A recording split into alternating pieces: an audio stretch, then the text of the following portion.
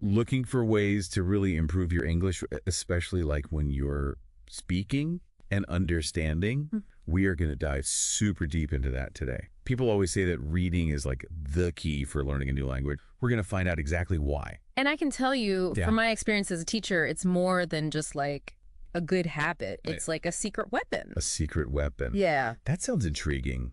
I think when you read, you're exposed to so much vocabulary and different sentence structures, you know, all the little nuances of how the language works. Right. It's like getting a backstage pass to fluency. That's a great way to put it. Yeah. So it's not just about memorizing like words from a list. Exactly. Reading in context helps you understand how words are used like naturally.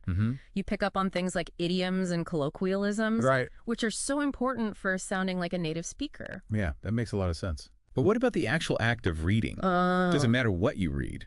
Not necessarily. Okay. The key is to find something that's engaging for now. Okay. If you love mysteries, try reading a mystery novel in English. Right. If you're into current events, look for articles online. The more you enjoy it, the more you'll stick with it. So it's all about finding that sweet spot where learning feels fun and not like a chore. Absolutely. Yeah. You want to be challenged, Right. but not overwhelmed. Yeah. It's a good idea to start with material that's a bit easier than what you'd normally read in your native language. Okay. You know, so you can focus on understanding the language without getting bogged down by every single word. Okay, so let's say you're reading and you come across a word you don't know. Yeah.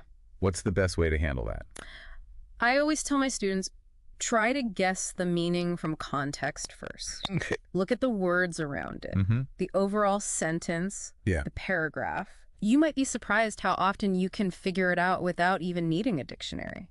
That's a really good point. Yeah. It's like being a detective. Exactly. Putting all the clues together. And even if you can't figure it out from context, looking up the word after you've thought about it will help you remember it better. Right. You've put in the mental effort. Right.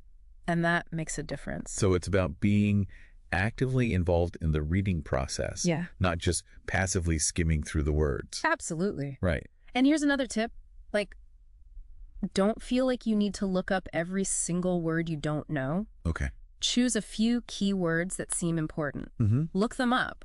Yeah. And maybe even write them down in a notebook with an example sentence. It's like creating your own personalized vocabulary bank. Exactly. Yeah. And the more you read, the more you'll start to see those words pop up again and again in different contexts. Right. Which helps reinforce your learning. It's like those words become familiar friends. Yes. You start recognizing them. Yeah. And understanding how they're used in different situations. That's a great analogy. Yeah. And that familiarity is what ultimately leads to fluency. So even though it's a seemingly simple act, reading really packs a punch when it comes to language learning. It really does. Yeah. It's like a mental workout. Yeah. For your English skills, strengthening your vocabulary, grammar, and comprehension all at once. I love that. Yeah. It's like hitting the gym for your brain. Yeah. But what about speaking? Right. How does reading help with that? Yeah, that's a great question. We'll find out when we return in just a moment. Welcome back. So we were just talking about how reading can boost your English skills. Right. But you might be wondering, like, how does that translate to, like, better speaking? Yeah, that's a great question. I mean, reading is silent. All right. How does that help you actually speak better? Well, you know, think about it this way. Reading exposes you to a huge range of vocabulary and expressions that you might not come across in everyday conversations.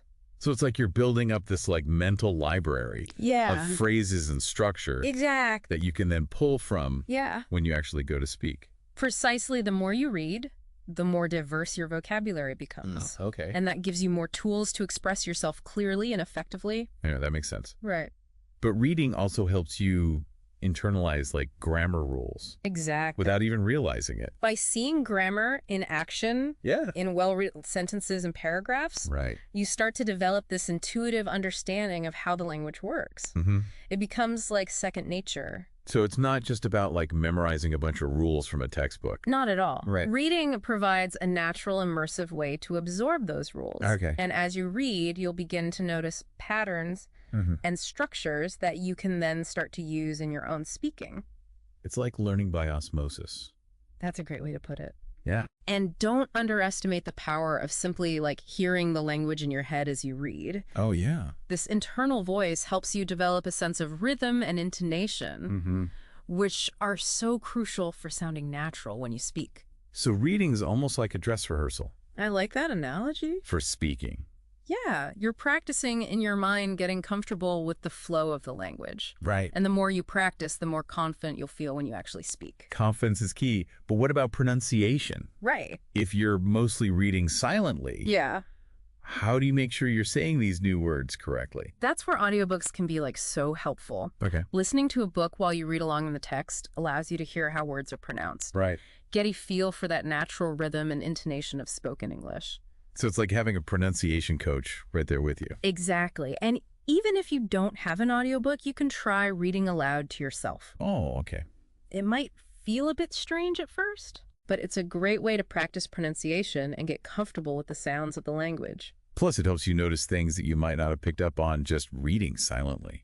Absolutely. It forces you to slow down and really pay attention to the details. Speaking of details, it's something we haven't touched on yet. Yeah. Idioms. Oh, yeah. Those can be tricky, right? They can be. Idioms are expressions that have a figurative meaning that's different from the literal meaning of the words. Okay. And they're used all the time in everyday English. Like kick the bucket doesn't actually mean kicking a bucket, right? Exactly. It means to die. Exactly. And reading exposes you to a wide range of idioms in context. Right. Which helps you understand their meaning and how to use them appropriately. So it's not just about learning individual words. It's about understanding how those words work together. Yeah. To create meaning. Precisely, reading helps you develop a feel for the nuances of the language. Okay. The subtle ways in which meaning can be conveyed. It's like learning the secret code. To fluency. And the more you crack that code, yeah, the more confident and natural you'll become when you speak English. This is all so fascinating. Yeah. We've covered a lot about how reading benefits speaking. Right. But I'm curious to know more about your personal experiences as a teacher. Sure. Have you seen firsthand how reading can transform someone's language skills? Absolutely. Yeah. I've seen students who were initially hesitant to speak English blossom into confident communicators. Wow. Just by making reading a regular habit, and that's what we'll delve into when we return for part 3. Welcome back. You were just about to share some of your experiences as a teacher, like right. how you've actually seen reading transform language skills. I'd be glad to. Yeah.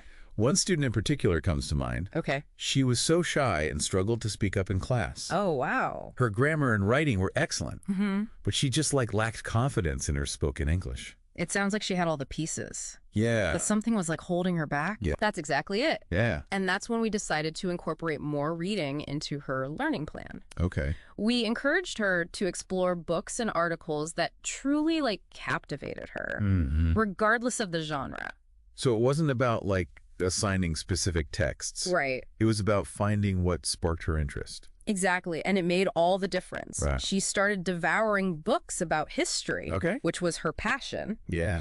And as she read, her vocabulary expanded, her sentence structure became more sophisticated. Right. And her spoken English started to flow more naturally. It's amazing how finding the right material can unlock that inner confidence. It really is. Yeah. She started participating more in class.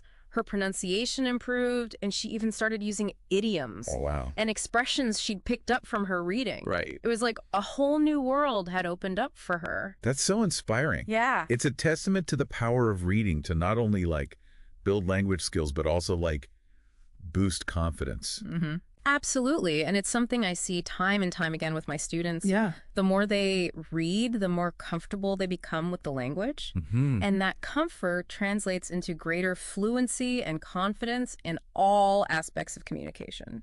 It's like reading provides that solid foundation. Yeah. Upon which all the other skills can flourish. That's a great way to put it. Yeah. And it's never too late to start. Right. Whether you're a beginner or an advanced learner, incorporating reading into your daily routine can make a world of difference. So for anyone listening who's feeling a bit overwhelmed or unsure where to begin, what advice would you give them? Start small. Okay. Don't feel like you need to tackle a Tolstoy novel right away. Right. Begin with something manageable and enjoyable. Yeah. Whether it's a short story, a blog post, or even just a few pages of a magazine. Okay. The key is to find something that sparks your curiosity and makes you want to keep reading. It's about making reading a pleasure, not a chore. Exactly. And remember, consistency is more important than intensity. Okay. Even just 10 or 15 minutes of reading each day can have a significant impact over time. Right. Think of it as a gift. You give yourself a chance to escape into another world, learn something new, and strengthen your English skills all at once.